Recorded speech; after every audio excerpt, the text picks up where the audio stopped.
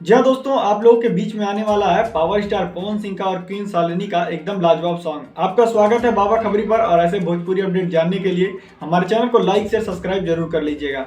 जी हाँ, बात करते हैं भोजपुरी के पावर स्टार पवन सिंह। इन दिनों काफी चर्चा में है और उनके जन्मदिन को लेकर काफी चर्चा है, सोशल मीडिया से लेकर हर जगह पर चल रही है। इसी बीच में आपको बता दूं, काला ओढ़नी जो सॉन्ग है क्वीन शालिनी और पावर स्टार पवन सिंह का, वो आप लोग के बीच में जल्द रिलीज किया जाएगा।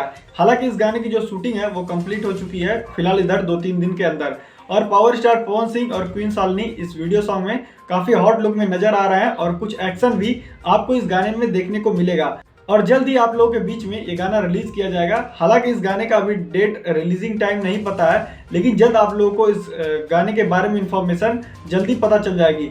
हालांकि क्वीन शालिनी ने एक इंटरव्यू में बताया कि तूफान के आने के पहले का ये सन्नाटा है और पावर स्टार पवन सिंह का ये गाना काफी लाजवाब और धमाकेदार होने वाला है। हालांकि पावर स्टार पवन सिंह के अभी कई सारे प्रोडक्ट रेडी हो चुके हैं और बर्थडे के दिन उनका एक लाजवाब सॉन्ग आप लोगों के बीच में आएगा।